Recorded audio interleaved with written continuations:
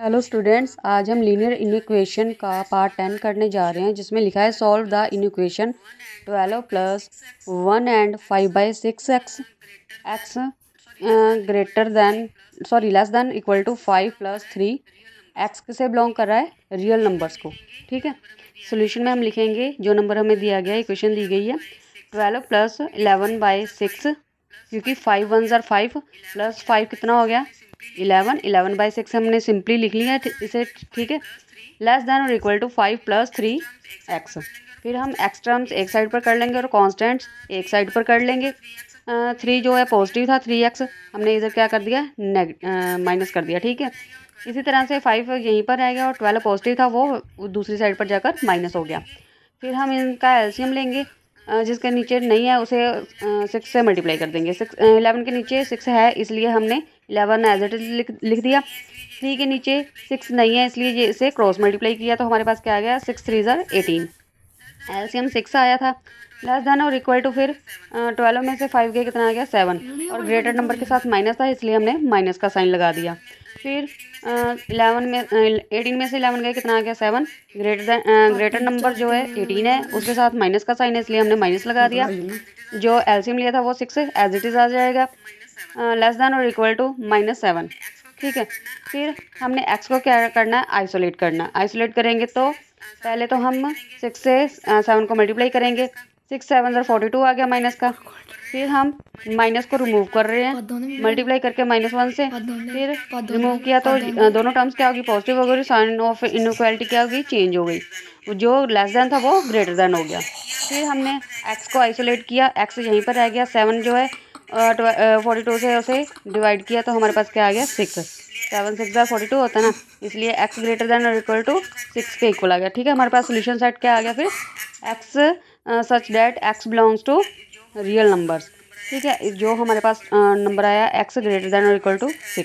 ठीक है, इसी तरह पार्ट 11 है, उसमें क्या है, given x belongs to integer, find solution of -5 less than और equal to 2x -3 less than x plus 2। देखो हमारे पास ये क्या है, डबल इक्वेशन है, डबल इन इक्वेशन दी गई है, जिसमें 2 साइंस है, डेट मीन्स के ये हमारे पास क्या है, डबल इन इक्वेशन। अब हम 2 पार्ट्स को लेकर सॉल्व करेंगे।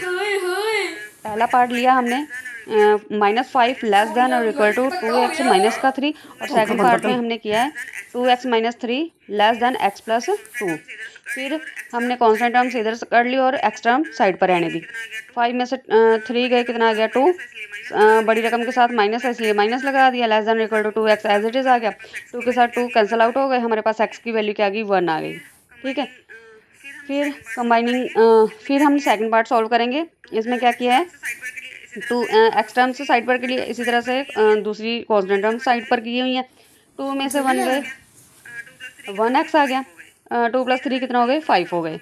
फिर इन दोनों टर्म्स को हम क्या करें, कंबाइन करेंगे। नेगेटिव है ना x 1 माइनस, क्योंकि लेफ्ट हैंड साइड से हमेशा हम माइनस वाला साइन ही यूज़ करते हैं। -1 स्टार्ट किया यहाँ से, फिर x है, x क्या है, ग्रेटर है ना -1 से, इसलिए x आ गया। फिर x यहाँ पर छोटा है 5 से, इसलिए हमने यहाँ पर 5 लिखा। ठीक है, x is an integer, x हमारे पास इंटीजर, सो सोल्यूशन सेट हमारे पास क्या आएगा, -1 टू से लेकर 4 तक, क्योंकि 5 के इक्वल नहीं दिया गया सेट। ठीक है, सिर्फ x क्या है, लेस देन x में क्या है 4 तक ही नंबर आएंगे, क्योंकि 5 के इक्वल इन्होंने नहीं दिया। पार्ट आ गया 12, x belongs to whole number, find the solution set of -1 less than और equal to 3 + 4x less than 23। इसे भी हम डबल इन इक्वेशन में लेंगे, इसके भी 2 पार्ट्स करेंगे। पहला पार्ट हम लेंगे -1 लेस देन इक्वल टू 3, ठीक है, प्लस 4x। फिर हम कॉन्स्टेंट टर्म से एक साइड पर कर लेंगे और एक्स टर्म से एक साइड पर, माइनस माइनस प्लस हो गए, 3 + 1 4 आ गया, लेस देन और इक्वल टू 4x।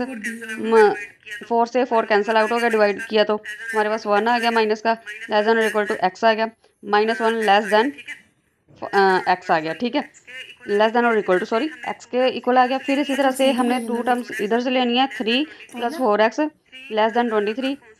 3 अब कॉन्स्टेंट टर्म्स इधर ले जाएंगे और एक्स टर्म्स एक साइड पर कर लेंगे। 23 इधर आकर माइनस का हो जाएगा, तो हमारे पास आंसर क्या आएगा -20। 4x उधर जाएगा, माइनस हो जाएगा, लेस देन इक्वल टू किसके आगे, -4x के।